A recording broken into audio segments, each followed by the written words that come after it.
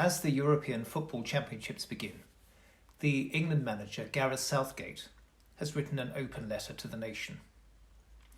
He begins by acknowledging that in the context of the last year, football is unimportant, but also points out that it can sometimes unite and inspire. You may already be feeling that such a topic is not worthy of a cathedral reflection. There is indeed part of the Christian tradition that is suspicious of leisure, games, and playfulness.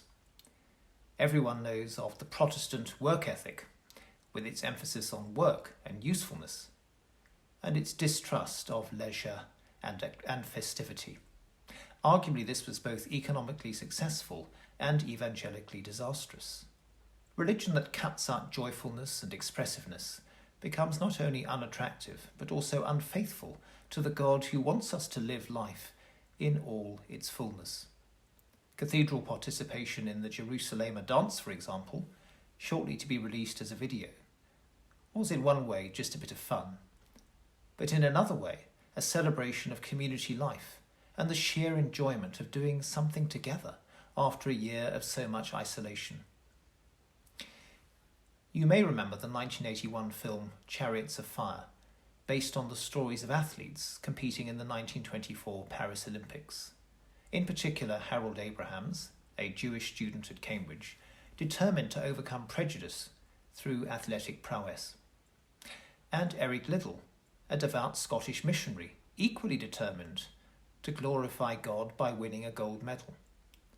Another key character is the exuberant Lord Lindsay, whose training methods include bounding over a set of hurdles, aiming not to upset the glass of champagne balanced on each one. Of these three, I want to offer special praise to Lord Lindsay. To me, he best symbolises a properly Christian approach to sport, in which sport is neither the be-all and end-all on the one hand, nor a waste of space and time on the other. For Lord Lindsay, running is a source of delight and joyousness, and even his training has a sense of play about it.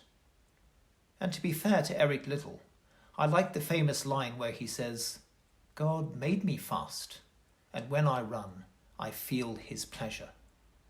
This speaks of sport not for proving a point, but as a gift that gives enjoyment. Sport as a symbol of God's creative goodness and generosity, to be enjoyed and celebrated for what it is, but also kept firmly in perspective.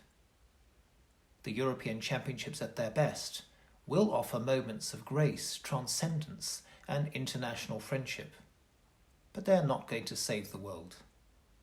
"Do not work for the food that perishes," said Jesus, "but for the food that endures to eternal life."